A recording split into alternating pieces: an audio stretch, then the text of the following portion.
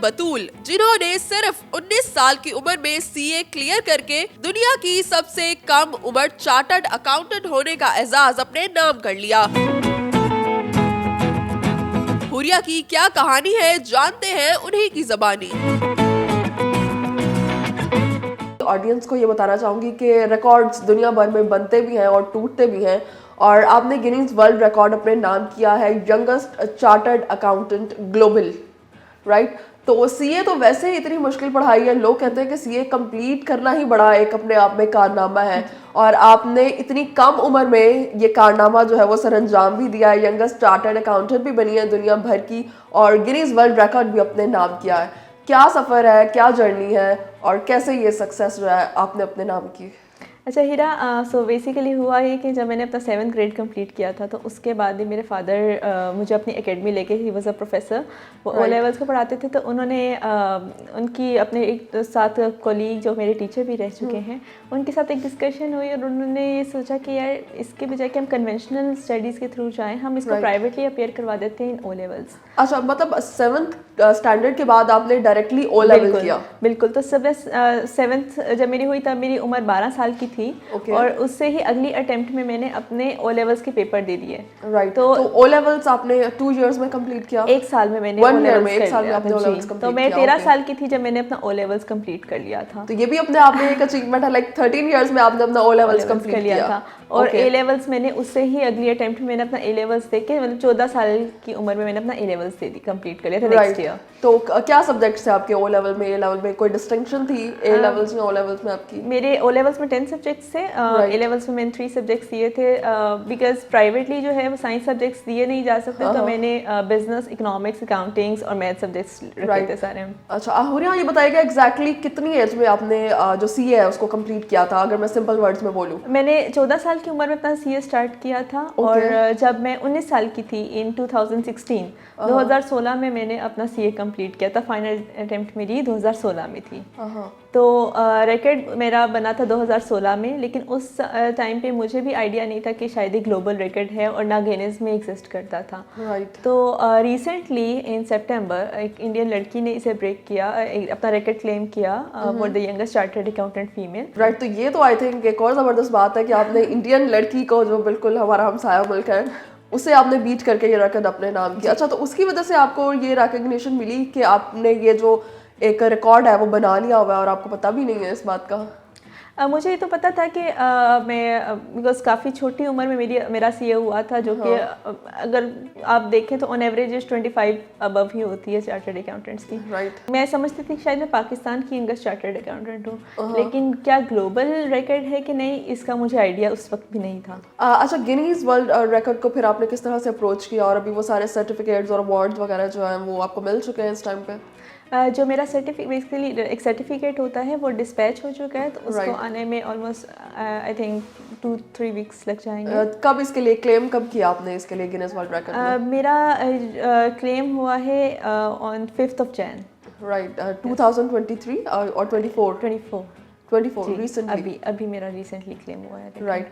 Accounts, economics और chartered accountancy जो है वो वैसे लड़कियों के लिए बड़ा टफ समझा जाता है कि लड़कियां जो है वो बहुत कम इस फील्ड में आती हैं। लड़कियां कम आती हैं, that's very unfortunate, because mostly parents की ख्वाहिश होती है कि मेडिकल में भेज दिया जाए लड़कियों को, लेकिन लड़कियां किसी से कम नहीं हैं। और अब जो है बिकॉज इतनी फॉर्चुनेटली करियर ओरिएंटेशन अब इस तरह से हो रही है आईकैप के थ्रू भी, तो इस फील्ड में अब अगर आप देखें तो लड़कियां भी काफ़ी आ रही हैं। अच्छा, मैं हुरिया आपसे यही पूछना चाह रही थी कि इतनी छोटी एज में, कम उम्री में जब आपने कहीं जॉब के लिए गई, या उन्होंने वो इनसिक्योर तो नहीं हुए, क्योंकि ट्रस्ट बिल्ड करने में डेफिनेटली टाइम लगता है, उन्हें लगा छोटी सी बच्ची है ये कहीं हमारा काम खराब तो नहीं कर देगी?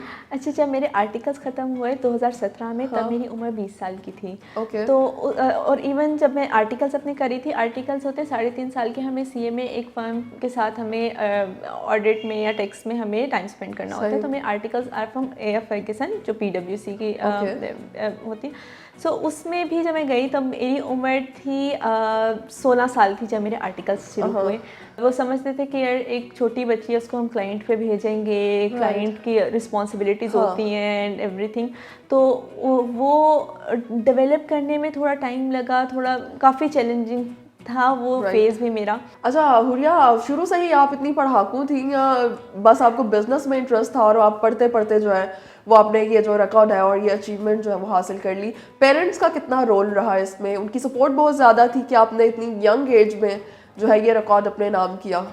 पढ़ने का शौक़ मुझे बचपन से था, जो कि मेरी फैमिली मुझे बताती है कि जब तुम बहुत छोटी थी, जब तुम स्कूल भी नहीं जाना शुरू हुई थी, तो तुम्हें पढ़ने का बहुत शौक़ होता था उस टाइम भी।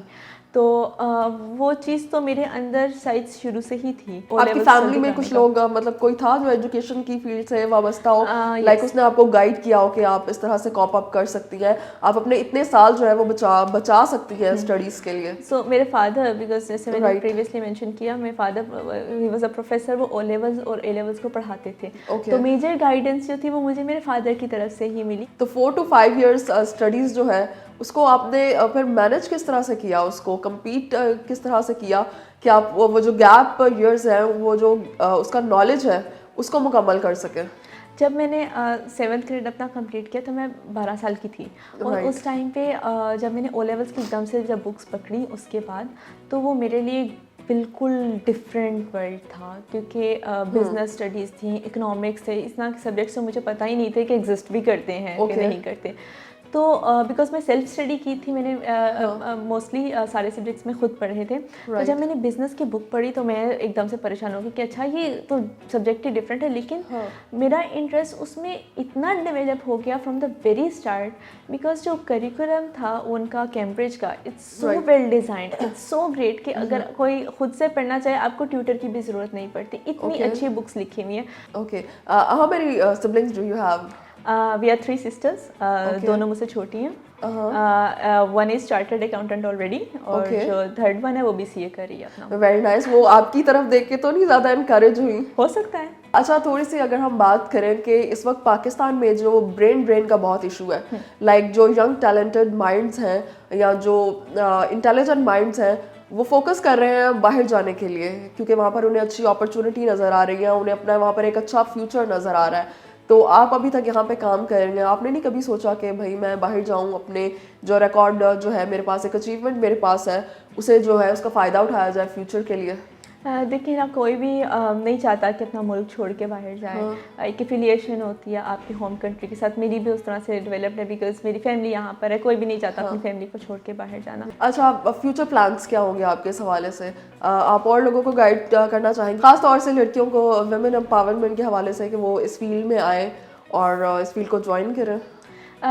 अगर मैं सिर्फ वुमेन एम्पावरमेंट की बात करूँ तो टू ऑल फीमेल्स मैं यही कहूँगी कि एजुकेशन जो है वो बहुत इंपॉर्टेंट है। मोस्टली लड़कियाँ शादी के बाद जो है वो छोड़ देती हैं अपनी एजुकेशन, या सिर्फ इस पे होती हैं कि हम शादी कर लेंगे तो हमें शायद ज़रूरत नहीं होगी ख़ुद कमाने की। तो ये थिंकिंग जो है ना चेंज करने की बहुत ज़रूरत है।